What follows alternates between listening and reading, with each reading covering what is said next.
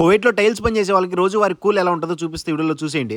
మా బాబాయ్ టైల్స్ కింద వేయడానికి మాజూన్ అయితే కలుపుతున్నాడు, సిమెంట్ లెక్క ఉంటుంది. నేను కూడా వీళ్ళతో పాటు హెల్పర్ గా పనిచేయడానికి వచ్చాను కాబట్టి కలిపిన దాన్ని తీసుకొని టైల్స్ వేసే వాళ్ళకి అయితే అందిస్తున్నాను అనమాట. అన్న కువైట్ లో టైల్స్ పని అయితే చేస్తాడు. పెద్ద పెద్ద మాల్స్ అండ్ కువైట్ వాళ్ళు ఇల్లు అయితే ఒప్పించుకొని ఇట్లా మనుషులు తీసుకొని పని చేపిస్తూ ఉంటాడు అనమాట. 3-4 రోజుల నుంచి మాల్ అయితే పని జరుగుతుంది. టైల్స్ అనేవి నీట్ గా లైన్ టు లైన్ పడడానికి ఇట్లా రెడ్ కలర్ పిన్లు అయితే పెట్టుకుంటారు. ఇది వచ్చేసి పాలిష్ బండలు కట్ చేసుకునే మిషన్ అనమాట. బండంతా అవసరం లేని దగ్గర చిన్న పీస్ ఏదైనా కావాలంటే దాంతో కొలుచుకొని కట్ చేసుకుంటారు. మా బాబాయ్ గత 3 సంవత్సరాల నుంచి చాలా కష్టపడుతున్నాడు ఫ్యామిలీ కోసం. సిమెంట్ మోయడానికి, కమ్మిలు మోయడానికి, టైల్స్ పనికి, ఏ పనికైనా సరే హెల్పర్ గా వెళ్తా ఉంటాడు అనమాట. ఈ గల్ఫ్ లో పని చేసుకునే ప్రతి ఒక్కరు ఫ్యామిలీని దృష్టిలో పెట్టుకుని కష్టాన్ని పక్కన పెడతారనమాట. నేను హెల్పర్ గా వాళ్ళతో పాటు పని చేయడానికి వచ్చా. ఈ పని ఎలా ఉంటుందో చూపిద్దాం అని చెప్పేసి వీడియో తీసుకుంటూ వాళ్ళ పని చెడగొట్టా, నేను పని చేయడం మానేసా.